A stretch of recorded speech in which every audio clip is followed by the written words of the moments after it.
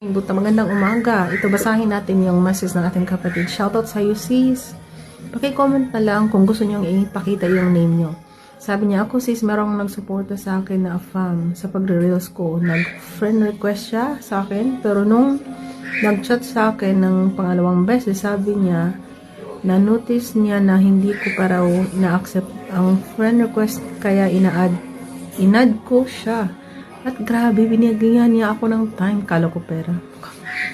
So, binigyan niya ako ng time. Lahat ng reels ko, pinapanood niya. Kapag hindi niya nagustuhan ang content ko, hindi siya magre-react. Napaka-respeto niya sa akin. Nakatagpo na yata ako ng afam kahit ayaw ko sa afam. Sa totoo lang, meron akong naramdaman sa kanya. Na full in love yata ako sa kanya kahit hindi pa kami nag-video ko. Shoutout sa'yo, sis. Una kong tanong sa'yo. Hindi pa kayo nag-video call. Ayun, nasagot na nga. Ang advice ko lang dyan, huwag kang ma-fall in love sa afam na hindi mo pa na-video call. Naku, Diyos ko. Isa pa naman yan sa mga sign ng mga hindi seryosong afam. Baka may gusto lang makita o makuha si afam sa'yo. O, ganyan. So, ang advice ko sa'yo, sis, kilalanin mo mabuti yan and invite mo sa kanya.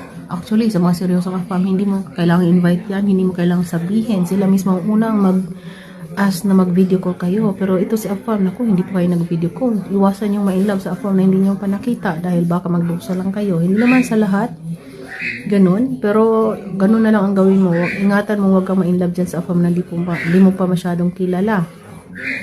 Sabihin mo sa afam na mag-video call kayo. Mas okay yung nag-video call kayo, sis. Kilalanin mo munang mabuti yan. Lahat ng ginagawa ni afam ay naku, hindi man natin masabing totoo yan o seryoso, pero ingatan mo rin ang puso mo para di ka masaktan. Be strong kay mga temptation yan. Kilalanin mo muna mabuti at higit sa lahat mag-video call mo na.